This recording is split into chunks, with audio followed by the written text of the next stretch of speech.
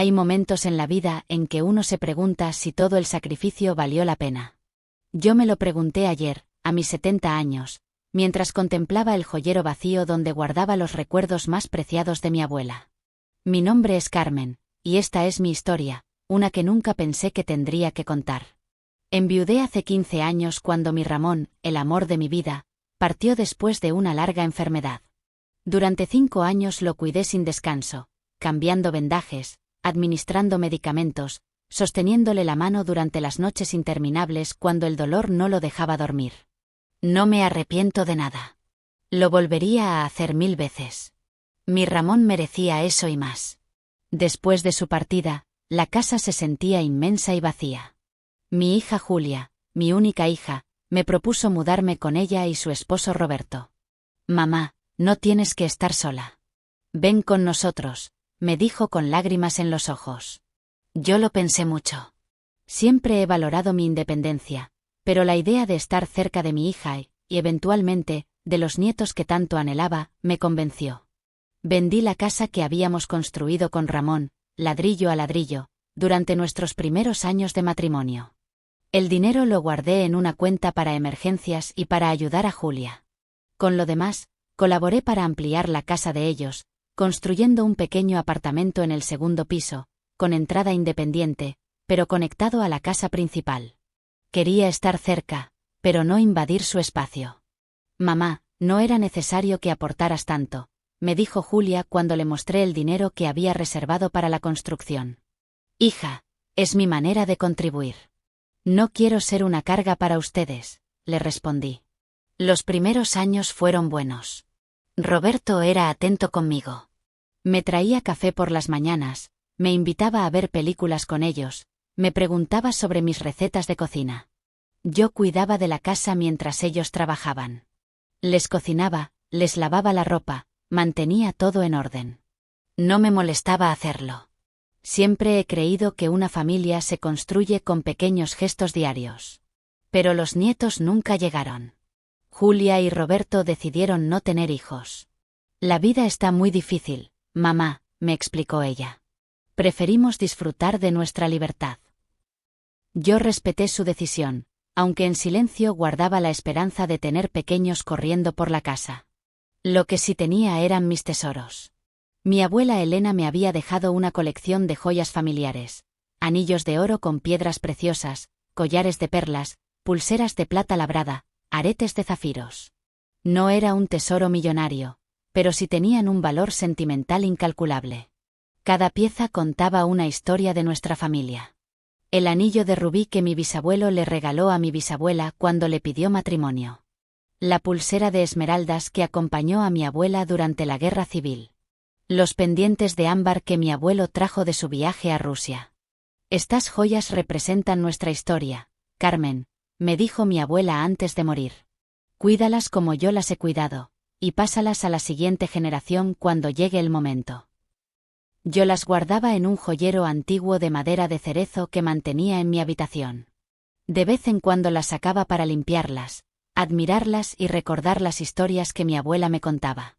Planeaba dárselas a Julia cuando cumpliera 50 años, o antes si tenía una hija. Incluso pensaba regalarle algunas a Roberto para que se las diera a Julia en ocasiones especiales. Si esta historia te está tocando el corazón, no olvides suscribirte al canal. Aquí compartimos relatos que merecen ser escuchados. Continuemos. Todo cambió hace aproximadamente un año. Roberto perdió su empleo en la empresa donde trabajaba como contador.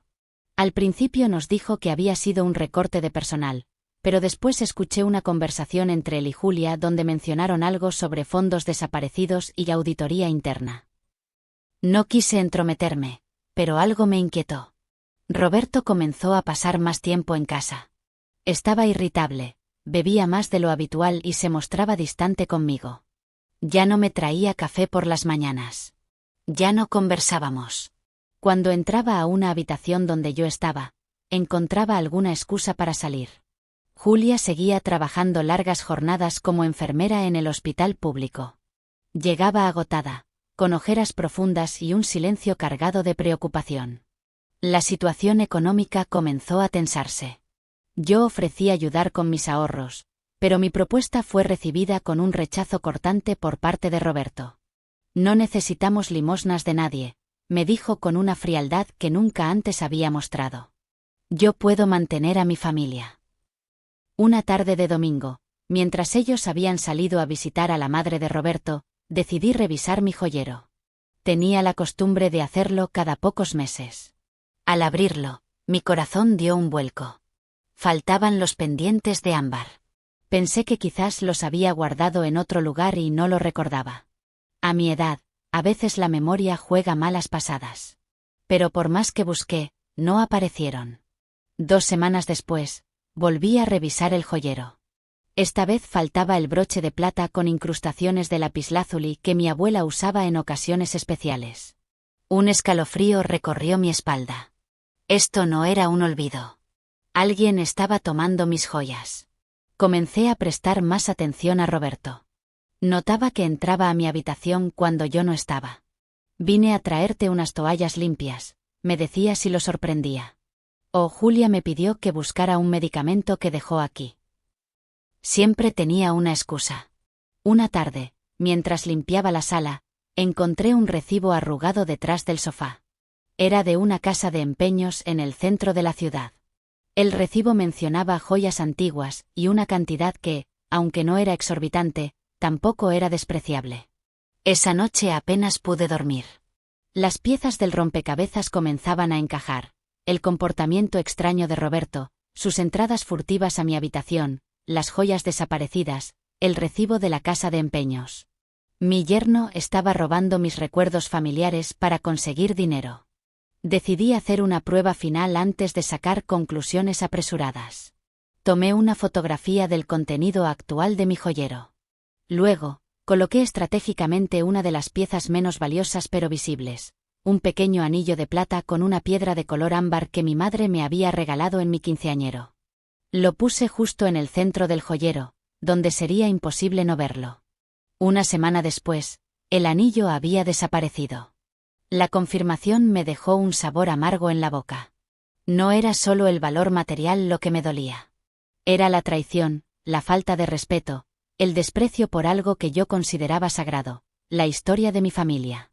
Aquella noche, sentada frente al espejo de mi tocador, miré a la mujer de cabello blanco y manos arrugadas que me devolvía la mirada. Vi en sus ojos un destello que hacía tiempo no veía, determinación. Había dedicado mi vida a cuidar de los demás, a construir un hogar, a preservar una historia. No iba a permitir que Roberto, ni nadie, me arrebatara lo poco que me quedaba de mis ancestros. Abuela Elena, susurré mientras cerraba el joyero vacío, te prometo que recuperaré nuestras joyas. Y te prometo que quien se las llevó aprenderá una lección que nunca olvidará. No sabía cómo lo lograría, pero estaba decidida.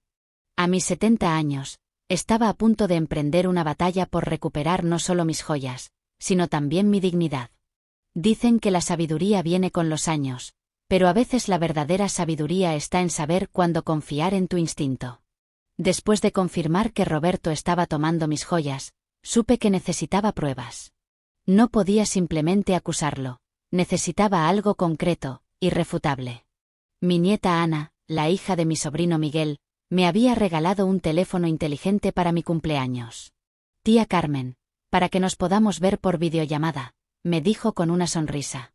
Yo fingí entusiasmo, aunque en realidad me sentía abrumada por la tecnología. Sin embargo, Ana tuvo la paciencia de enseñarme lo básico. Un día, mientras hablábamos por teléfono, le comenté que había visto unos aparatos pequeños en una tienda que grababan vídeo. ¿Cámaras ocultas, tía? ¿Para qué quieres eso? Dudé un momento, pero decidí contarle mis sospechas. Ana guardó silencio al otro lado de la línea. ¿Estás segura, tía? Es una acusación muy seria. Tan segura como que me llamo Carmen Vidal, le respondí con firmeza. Al día siguiente, Ana vino a visitarme con una pequeña caja. Roberto y Julia habían salido a una entrevista de trabajo para él. Es una mini cámara con sensor de movimiento, me explicó mientras me mostraba un dispositivo del tamaño de un botón. La colocas aquí, apuntando hacia el joyero, y se activará automáticamente cuando alguien entre a la habitación. Ana me enseñó cómo funcionaba, cómo revisar las grabaciones y cómo borrarlas si era necesario. Antes de irse, me abrazó fuerte. Tía, espero equivocarme. Espero que todo esto tenga otra explicación. Yo también lo esperaba, aunque en el fondo sabía la verdad. Instalé la cámara ese mismo día, oculta entre unos libros en mi estantería, con el lente apuntando directamente hacia el joyero que había vuelto a colocar sobre mi tocador. Añadí un par de piezas que había guardado separadas, un par de aretes de perlas pequeñas y un anillo de oro sencillo. No tuve que esperar mucho.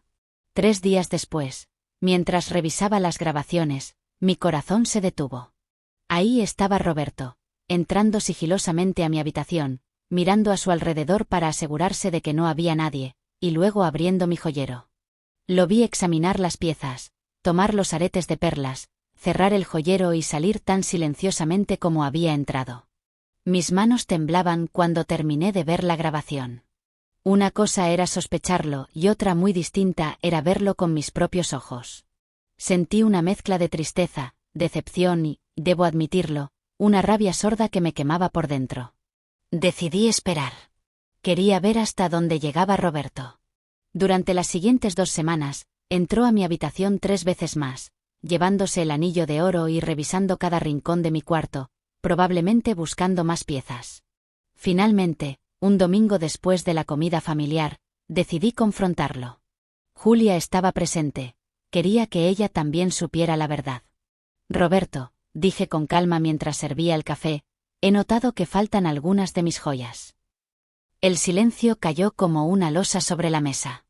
Roberto levantó la vista de su taza, su rostro una máscara de inocencia perfectamente ensayada. ¿Joyas? ¿Qué joyas, Carmen? Las que pertenecieron a mi abuela Elena. Algunas piezas han desaparecido de mi joyero. Julia miró a su esposo y luego a mí, con una expresión de confusión. Mamá, ¿estás segura? Quizás las has guardado en otro lugar y no lo recuerdas. Ese fue el primer golpe. Mi propia hija dudaba de mi cordura antes que de la honestidad de su marido. Estoy completamente segura, Julia. Y tengo pruebas. Roberto se tensó visiblemente. ¿Qué tipo de pruebas? Saqué mi teléfono y, con manos temblorosas pero decididas, mostré la grabación donde se veía claramente a Roberto tomando mis joyas. Julia palideció mientras las imágenes avanzaban. Roberto, por su parte, pasó de la sorpresa al enojo en cuestión de segundos. Me has estado espiando. Has invadido nuestra privacidad, bramó, golpeando la mesa con el puño. ¿Tu privacidad? Entraste a mi habitación a robar mis pertenencias, respondí, sorprendida de la firmeza en mi voz. Se volvió hacia Julia, quien miraba la escena con ojos vidriosos. Julia, tu madre está senil. Imagina cosas. Probablemente ella misma perdió esas joyas y ahora me culpa a mí. Mi hija me miró con una mezcla de duda y pena que me rompió el corazón. Mamá, últimamente has estado olvidando cosas. El otro día no recordabas dónde habías puesto tus lentes y estaban sobre tu cabeza. Olvidar dónde puse mis lentes no es lo mismo que inventar un robo, Julia, le respondí, sintiendo como las lágrimas amenazaban con brotar. Roberto se levantó, adoptando una postura protectora junto a mi hija. Creo que deberíamos considerar opciones para tu madre, Julia. Claramente necesita más atención de la que podemos darle aquí. ¿Opciones? Pregunté, aunque ya sabía a qué se refería. Una residencia para personas mayores, respondió Roberto sin rodeos. Un lugar donde puedan atenderla profesionales, donde esté acompañada y donde no tenga que preocuparse por joyas perdidas. Un asilo. Mi yerno quería mandarme a un asilo. Julia no dijo nada. Su silencio fue más doloroso que cualquier palabra que pudiera haber pronunciado. La semana siguiente fue un infierno. Roberto había convencido a Julia de que yo estaba perdiendo facultades mentales, que mi paranoia era un síntoma de demencia senil. Organizaron una cena familiar e invitaron a la hermana de Julia, mi sobrina Marta, y a su esposo Fernando. También estaba mi hermano menor, Carlos. Entre plato y plato, Roberto dirigió la conversación hacia mí, destacando episodios preocupantes. Mencionó veces en que supuestamente había dejado el gas encendido, una mentira completa. Ocasiones en que me había perdido durante nuestros paseos por el parque, otra falsedad, e incluso insinuó que había tenido arrebatos de agresividad cuando me sentía contrariada. Tía Carmen, dijo Marta tomando mi mano por encima de la mesa, quizás Roberto y Julia tienen razón. Un lugar donde te cuiden podría ser lo mejor. No necesito que me cuiden, respondí retirando mi mano. Estoy perfectamente lúcida. Carmen, intervino Roberto con un tono condescendiente que me erizó la piel, no puedes ni siquiera recordar dónde dejaste tus propias joyas. Imagina qué podría pasar si olvidas algo realmente importante, como tomar tus medicinas o cerrar la puerta por la noche. No olvidé dónde están mis joyas, respondí mirándolo directamente a los ojos. Sé exactamente dónde están cada una de ellas. Roberto soltó una risa forzada y miró a los demás como diciendo, ven de lo que hablo. Mamá, la voz de Julia sonaba quebrada. Hemos encontrado un lugar muy bonito. Tiene jardines, actividades diarias, atención médica permanente. No pude contener más las lágrimas. Mi propia hija, mi única hija, estaba dispuesta a relegarme a un rincón, a deshacerse de mí basándose en las mentiras de su marido. Julia, dije mientras me secaba las lágrimas con la servilleta, te cargué 9 meses en mi vientre. Te amamanté cuando eras un bebé. Velé tus noches de fiebre. Trabajé doble turno para pagar tus estudios cuando tu padre enfermó. ¿Y ahora? Mi voz se quebró. Ahora estás dispuesta a creer a tu marido antes que a mí. Un silencio incómodo se apoderó de la mesa. Carlos, mi hermano, me miraba con preocupación genuina. Él me conocía mejor que nadie. ¿Alguien quiere postre?, preguntó Roberto, intentando cambiar de tema. Julia preparó una tarta de manzana deliciosa. La cena terminó poco después, con todos evitando hablar del tema pero con la tensión flotando en el aire como un gas tóxico. Cuando los invitados se fueron, me encerré en mi habitación, incapaz de mirar a mi hija o a su esposo sin sentir una mezcla de dolor y rabia. Esa noche, acostada en mi cama, contemplando el techo en la oscuridad, tomé una decisión. No iba a permitir que me trataran como a una anciana senil. No iba a dejar que Roberto se saliera con la suya, robando no solo mis joyas, sino también mi dignidad y mi relación con mi hija. Era hora de revelar mi secreto mejor guardado. La mañana siguiente amaneció gris, como si el cielo compartiera mi estado de ánimo. Me levanté temprano, antes que Julia y Roberto. Preparé café, más por costumbre que por deseo, y me senté en la pequeña mesa de la cocina a pensar. Las joyas que Roberto había estado robando, las que guardaba en mi joyero visible, eran apenas una fracción de la herencia familiar. Mi tesoro verdadero, las piezas realmente valiosas, las había ocultado hace años en un lugar que nadie conocía. Cuando me mudé con Julia y Roberto, no traje todas mis posesiones. Algunas, las más preciadas, las dejé al cuidado de mi hermano Carlos. Entre ellas, una caja de seguridad que contenía las joyas realmente valiosas de la familia, un collar de diamantes que había pertenecido a mi bisabuela, unos pendientes de esmeraldas heredados de generación en generación, varios anillos con piedras preciosas y un broche de oro macizo con un rubí central que, según la tradición familiar, había pertenecido a una dama de la corte española. Lo que Roberto había estado robando eran piezas menores, algunas incluso réplicas que yo había comprado para usar a diario. No porque no valorara las originales, sino porque siempre he sido precavida. Mi abuela Elena me enseñó a desconfiar, a guardar mis tesoros más preciados lejos de miradas indiscretas. Una mujer debe tener siempre algo propio, me decía, algo que nadie más controle o conozca. Terminé mi café y tomé el teléfono. Necesitaba hablar con Carlos. ¿Cómo estás después de la cena de anoche?, me preguntó sin rodeos cuando contestó. He estado mejor, admití. Pero no me han vencido, si es lo que te preocupa. Carlos soltó una risita al otro lado de la línea. Nunca dudé de eso, hermana.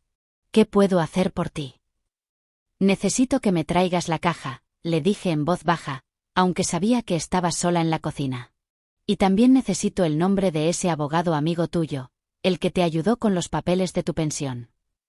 Hubo un silencio breve. ¿Estás segura, Carmen? Un abogado significa que estás pensando en tomar medidas serias. Nunca he estado más segura de algo en mi vida, Carlos. Acordamos que vendría a verme esa tarde, cuando Roberto y Julia estarían fuera en otra entrevista de trabajo para él. Después de colgar, me sentí extrañamente en paz. Por primera vez en semanas, tenía un plan. Pasé la mañana fingiendo normalidad, preparando el almuerzo como siempre, intercambiando breves palabras con Julia que parecía dividida entre la preocupación por mí y la lealtad hacia su esposo. Roberto apenas me dirigió la palabra, evitando mi mirada cada vez que nos cruzábamos en la casa. A las 3 en punto, cuando Julia y Roberto ya se habían marchado, sonó el timbre. Carlos estaba en la puerta con una caja metálica bajo el brazo y una expresión determinada en el rostro. «Traje todo lo que me pediste», me dijo mientras entraba y cerraba la puerta tras él. Incluido el número de Ramiro, mi abogado. Nos sentamos en la sala y, con manos temblorosas, abrí la caja. Ahí estaban, brillando bajo la luz pálida de la tarde, las verdaderas joyas familiares. Carlos silbó suavemente al verlas. «Siempre olvido lo espectaculares que son», murmuró. «¿Qué piensas hacer?». Le conté mi plan. Primero, consultaría con Ramiro para entender mis opciones legales. Segundo, reuniría todas las pruebas posibles. Los vídeos de Roberto robando, los recibos de las casas de empeño si podía encontrarlos, testigos de su comportamiento cambiante hacia mí. Tercero, confrontaría a Roberto y Julia, pero esta vez no sería una anciana indefensa acusada de senilidad, sería una mujer respaldada por la ley y por evidencias irrefutables. «Hay algo más que debes saber», añadió Carlos mientras sacaba unos documentos de su maletín. «Revisé los papeles de la casa como me pediste ayer por teléfono. Cuando me mudé con Julia y Roberto, habíamos acordado que la ampliación que financié, el apartamento donde yo vivía, quedaría a mi nombre, mientras que la casa principal seguiría siendo de ellos. Sin embargo, según Carlos, había irregularidades. «La casa completa está a tu nombre, Carmen», me explicó mostrándome los documentos. «Incluyendo la parte donde viven ellos. Roberto nunca registró la transferencia de propiedad que acordaron». Me quedé sin palabras. Esto cambiaba todo. No solo tenía pruebas de que Roberto me estaba robando, sino que además tenía un as bajo la manga. La casa donde vivían era legalmente mía. Esa misma tarde, después de que Carlos se marchara, llamé a Ramiro y concerté una cita para el día siguiente. Le expliqué brevemente mi situación, y él me aseguró que tenía opciones. «Señora Carmen, lo que describe podría constituir abuso patrimonial contra un adulto mayor, y es algo que la ley toma muy en serio», me dijo con una voz firme que me inspiró confianza. Durante la semana siguiente, reuní todas las evidencias posibles. Descargué los vídeos de la cámara oculta a una memoria USB que me proporcionó Ramiro. Con su ayuda, pudimos rastrear algunas de mis joyas robadas en las casas de empeño locales y obtener copias de los recibos. También descubrí algo más. Roberto no solo había estado robando mis joyas, sino que había intentado modificar mi testamento. Encontré entre sus papeles un borrador de documento donde yo supuestamente dejaba todo a Julia y Roberto, excluyendo a mis sobrinos y a mi hermano Carlos de cualquier herencia. El papel temblaba en mis manos mientras lo leía. La audacia, la falta de escrúpulos me dejaron estupefacta. ¿Cómo podía este hombre, al que había tratado como a un hijo durante 15 años, traicionarme de esta manera? En mi siguiente reunión con Ramiro, le mostré el documento. «Esto es muy grave», me dijo con el ceño fruncido. «Es un intento de falsificación de testamento. Si hubiera llegado a notarizarlo con una firma falsificada, estaríamos hablando de un delito mayor». Ramiro me explicó mis opciones. Podía presentar una denuncia formal por robo y falsificación contra Roberto, podía iniciar un proceso de desalojo basado en mi propiedad de la casa, o podía confrontarlos directamente con todas las pruebas y buscar una resolución menos drástica. «¿Qué quiere usted realmente, doña Carmen?», me preguntó Ramiro después de exponer todas las opciones. ¿Justicia legal o paz familiar? Esa pregunta me persiguió durante días. ¿Qué quería yo realmente? Por una parte, anhelaba que Roberto pagara por lo que había hecho, que la ley cayera sobre él con todo su peso. Por otra, pensaba en Julia, en su dolor si su esposo enfrentaba consecuencias legales serias. Finalmente, decidí que lo que más deseaba era recuperar mi dignidad, proteger lo que era mío, y, si era posible, abrirle los ojos a mi hija sobre el hombre con quien se había casado. Con la ayuda de Ramiro, preparé un documento formal que establecía claramente mis derechos sobre la casa y exigía la devolución de todas las joyas robadas o su valor equivalente. También redactamos una nueva disposición testamentaria, debidamente notariada, que protegía mis bienes y establecía condiciones claras para cualquier herencia futura. Todo estaba listo. Solo quedaba el paso final, la confrontación. Ramiro me aconsejó hacerlo en presencia de testigos, para evitar que Roberto pudiera manipular la situación o negar las evidencias. Decidí organizar otra cena familiar, invitando a las mismas personas que habían estado presentes cuando Roberto y Julia sugirieron enviarme a una residencia. La noche antes de la confrontación, saqué las joyas verdaderas de la caja que había traído Carlos y las coloqué sobre mi cama. Cada pieza brillaba con la historia de mi familia, con los recuerdos de mis ancestros. Tomé el collar de diamantes que había pertenecido a mi bisabuela y me lo puse alrededor del cuello, contemplando mi reflejo en el espejo. Ya no veía a una anciana asustada y traicionada. Veía a una mujer fuerte, determinada a defender lo suyo y a enfrentar la injusticia, incluso si venía de su propia familia. Mañana, le dije a mi reflejo, todos verán quién es realmente Carmen Vidal. El día de la confrontación amaneció radiante, en marcado contraste con mi estado de ánimo tormentoso. Desde temprano me dediqué a preparar una comida especial, como si fuera cualquier otra reunión familiar. Julia se ofreció a ayudarme, pero la noté distante, preocupada. ¿Todo bien, hija?, le pregunté mientras picaba cebolla para el sofrito. Sí, mamá, respondió sin mirarme. Solo cansada del trabajo. Quise decirle tantas cosas. Quise adelantarle lo que sucedería en unas horas, prepararla de alguna manera para el golpe. Pero me contuve. Algunas verdades deben ser reveladas en su momento justo, por dolorosas que sean. Roberto pasó la mañana fuera, supuestamente buscando trabajo. Cuando regresó al mediodía, noté que traía una pequeña bolsa de una joyería conocida. Probablemente había vendido otra de mis piezas y había comprado algo para Julia, un gesto para mantenerla de su lado. La idea me revolvió el estómago. A las 7 en punto comenzaron a llegar los invitados. Primero Carlos, con una expresión de determinación que solo yo podía interpretar. Luego mi sobrina Marta y su esposo Fernando. Finalmente, para mi sorpresa, llegó mi nieta Ana con sus padres. No los había invitado, pero supuse que Carlos había pensado que necesitaría todo el apoyo familiar posible.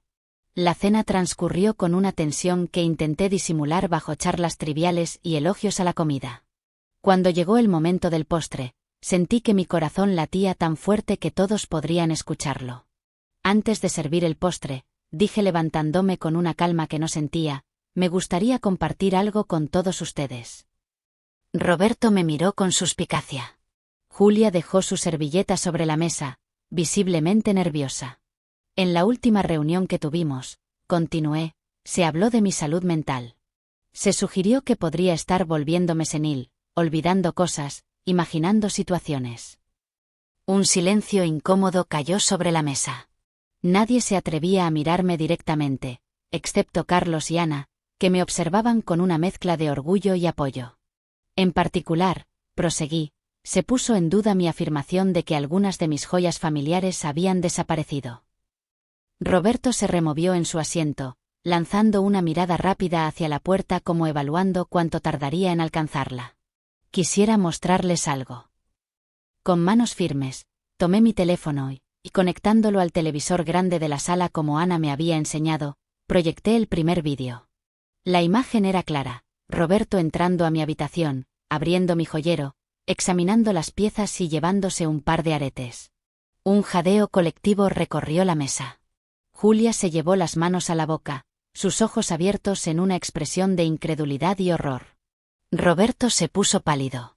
Esto es una invasión a mi privacidad, balbuceó, repitiendo el mismo argumento que había usado cuando lo confronté en privado.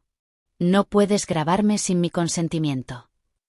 Curiosamente, intervino Ramiro, a quien había invitado como mi asesor legal y estaba sentado junto a Carlos, La ley permite grabar en propiedad privada cuando se sospecha de un delito. Especialmente cuando dicha propiedad pertenece legalmente a quien realiza la grabación. ¿Quién es usted?, preguntó Roberto con osquedad. Ramiro Suárez, abogado especializado en derecho familiar y protección al adulto mayor, respondió con una calma profesional que contrastaba con la tensión de la sala. Y representante legal de doña Carmen. Mostré un segundo vídeo, y luego un tercero. Cada uno mostraba a Roberto entrando a mi habitación en diferentes días, siempre llevándose alguna joya. Finalmente, mostré los recibos de las casas de empeño que habíamos rastreado, donde claramente se veía la firma de Roberto y la descripción de las piezas vendidas. Roberto, la voz de Julia sonaba quebrada, como si cada palabra le costara un esfuerzo sobrehumano. ¿Cómo pudiste? Julia, cariño, puedo explicarlo, respondió él, extendiendo su mano hacia ella. Estábamos en una situación económica difícil.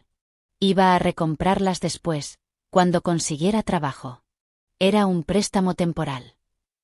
Un préstamo, intervine. Un préstamo se pide, Roberto. Lo que hiciste se llama robo. No me vengas con acusaciones, exclamó, golpeando la mesa con el puño. Tú, que has vivido a costa nuestra durante años. ¿Quién crees que paga las facturas en esta casa? ¿Quién mantiene este techo sobre tu cabeza? Sonreí, pero no era una sonrisa de alegría. Era la sonrisa de alguien que finalmente puede revelar un as bajo la manga. En realidad, Roberto, este techo es mío. Legalmente, toda esta casa me pertenece. El silencio que siguió fue absoluto. Incluso los cubiertos que alguien había estado moviendo nerviosamente quedaron inmóviles. Imposible, musitó Roberto. Cuando ustedes se mudaron, acordamos que la casa principal seguiría a nuestro nombre y solo el apartamento sería tuyo. Así era el acuerdo, confirmé. Pero nunca se registró oficialmente ese cambio. La casa original era mía, la ampliación la pagué yo, y según todos los documentos legales, sigo siendo la única propietaria. Ramiro asintió, confirmando mis palabras. Roberto miró a Julia, luego a mí, después a los documentos que Ramiro había colocado sobre la mesa. La incredulidad en su rostro fue dando paso al pánico. Esto es ridículo, dijo poniéndose de pie. No voy a quedarme aquí a escuchar estas acusaciones. Julia, nos vamos. Mi hija, sin embargo, no se movió. Sus ojos estaban fijos en los documentos y en los recibos de las casas de empeño. Lentamente, levantó la mirada hacia su esposo. ¿Cuánto tiempo llevas haciendo esto?, le preguntó con voz gélida. Julia, por favor, no es lo que parece. ¿Cuánto tiempo?, repitió ella, esta vez con un grito que hizo que todos nos estremeciéramos. Roberto balbuceó algo ininteligible, mirando hacia la puerta como si calculara si podría alcanzarla antes de que alguien lo detuviera. Siéntate, Roberto, ordenó Ramiro con una autoridad que no admitía réplica. O puedo llamar ahora mismo a la policía y presentar una denuncia formal por robo, abuso patrimonial contra un adulto mayor e intento de falsificación de testamento. ¿Falsificación de testamento? Ahora fue el turno de mi hermano Carlos de levantarse, su rostro enrojecido por la ira. ¿Qué demonios estabas planeando, Roberto? Saqué el documento que había encontrado entre los papeles de Roberto y lo coloqué sobre la mesa. Mi supuesto nuevo testamento, expliqué. Donde milagrosamente dejo todo a Roberto y Julia, excluyendo al resto de mi familia. Un documento que yo nunca autoricé ni firmé. Julia tomó el papel con manos temblorosas y lo leyó. Cuando levantó el rostro, las lágrimas corrían libremente por sus mejillas. Mamá, sollozó, te juro que no sabía nada de esto. No sabía lo de las joyas, ni lo de la casa, ni esto. Te lo juro por lo más sagrado. Quería creerle. Una parte de mí necesitaba desesperadamente creer que mi hija no había sido cómplice de esta traición. Te creo, hija, dije finalmente, extendiendo mi mano hacia ella por encima de la mesa. Ella la tomó, aferrándose como si fuera un salvavidas en medio de una tormenta. Roberto, acorralado, cambió de táctica. Está bien, tomé algunas de tus baratijas. ¿Y qué? Nos debías mucho más por todos estos años viviendo aquí, comiendo nuestra comida, usando nuestros servicios. Era lo justo. Me levanté lentamente, sintiendo una calma que no había experimentado en mucho tiempo. Caminé hasta mi habitación y regresé con la caja que Carlos me había traído. La coloqué sobre la mesa y la abrí, revelando las verdaderas joyas familiares. Estas, dije señalando las piezas que brillaban intensamente bajo la luz del comedor, son las verdaderas joyas de mi familia. Lo que robaste, Roberto, eran piezas menores, algunas incluso réplicas. El asombro se dibujó en cada rostro alrededor de la mesa. Roberto parecía haber recibido un golpe físico. Siempre fui precavida, continué. Mi abuela Elena me enseñó a proteger lo realmente valioso, a mantenerlo lejos de miradas indiscretas. Porque una mujer, especialmente una mujer mayor, debe ser astuta en un mundo que intenta aprovecharse de ella. Me volví hacia Julia, que miraba las joyas con una mezcla de asombro y vergüenza. No te culpo, hija. El amor a veces nos ciega. Y Roberto ha sido muy hábil engañándonos a todos. ¿Qué va a pasar ahora?, preguntó Julia con voz temblorosa. Miré a Ramiro, que asintió levemente, dándome pie para exponer las condiciones que habíamos acordado. Tengo dos opciones, expliqué. Puedo presentar una denuncia formal contra Roberto por todo lo que ha hecho, lo que probablemente resultaría en un proceso legal largo y doloroso para todos. O podemos llegar a un acuerdo. Roberto se enderezó en su asiento, una chispa de esperanza iluminando su rostro calculador. El acuerdo es simple, continué. Roberto se irá de esta casa hoy mismo. Devolverá el valor de todas las joyas que vendió, que según nuestros cálculos asciende a unos 8.000 euros. Y firmará un documento comprometiéndose a no acercarse a mí ni a esta propiedad en el futuro. ¿Y si me niego?, desafió Roberto, aunque su voz carecía de la confianza anterior. Entonces, intervino Ramiro, procederemos con la denuncia formal por robo, abuso patrimonial, intento de falsificación de testamento y desalojo forzoso por ocupación ilegal de propiedad privada. La habitación quedó en silencio. Todos los ojos estaban puestos en Roberto, que parecía haber envejecido 10 años en las últimas horas. Necesito tiempo para pensarlo, murmuró finalmente. Tienes hasta mañana a mediodía, respondió Ramiro. Ni un minuto más. Los invitados comenzaron a marcharse poco después, dejándonos a Julia, Roberto y a mí en un silencio espeso y tenso. Roberto subió a la habitación que compartía con Julia, presumiblemente para comenzar a empacar. Mi hija se quedó conmigo en la sala, sus ojos rojos e hinchados de tanto llorar. Lo siento tanto, mamá, dijo finalmente. Debí haberte creído. Debí haber confiado en ti. La abracé, sintiendo cómo se quebraba entre mis brazos, sacudida por sollozos incontrolables. Estaremos bien, hija, le aseguré, acariciando su pelo como cuando era pequeña y tenía pesadillas. Esto es solo un bache en el camino.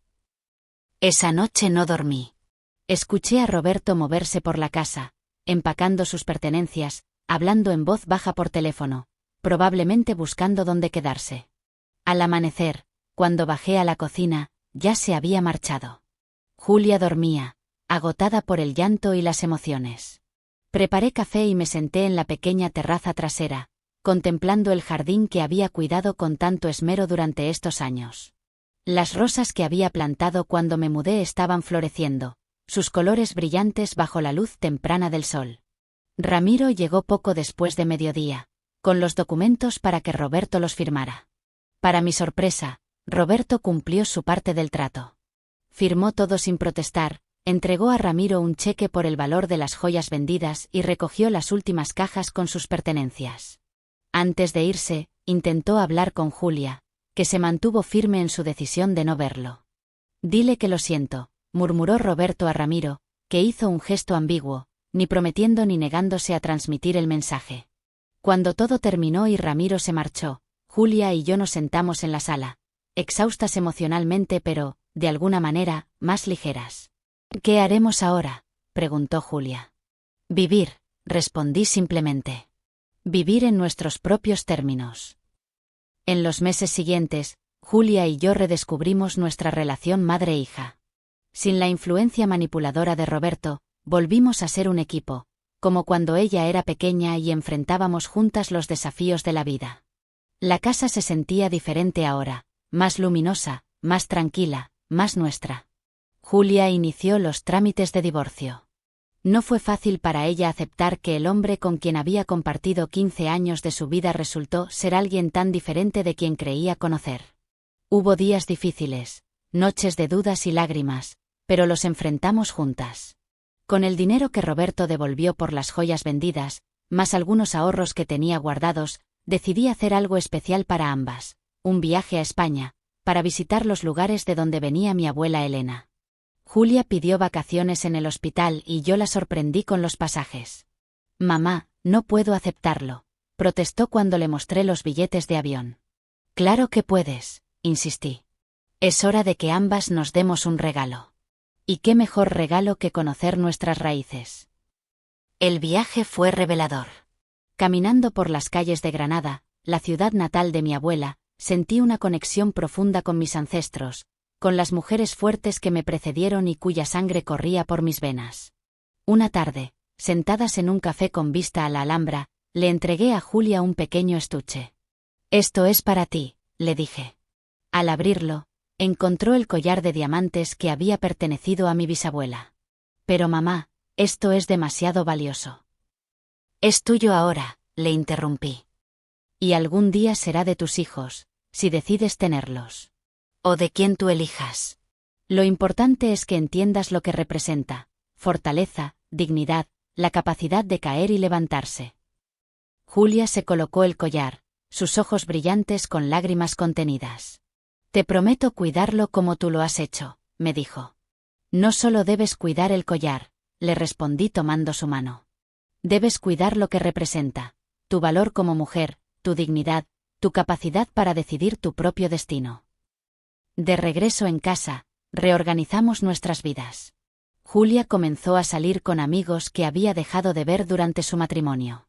Yo me uní a un grupo de lectura en la biblioteca local y comencé a dar clases de cocina tradicional a jóvenes del barrio. Y las joyas, las verdaderas joyas familiares, las guardamos en una caja de seguridad en el banco, donde estarían protegidas hasta que llegara el momento de pasarlas a la siguiente generación. A veces, cuando estoy sola en mi habitación, pienso en todo lo ocurrido y me pregunto si podría haber hecho las cosas de otra manera. Pero luego recuerdo las palabras de mi abuela Elena: «Una mujer que conoce su valor nunca debe disculparse por defenderse a sí misma».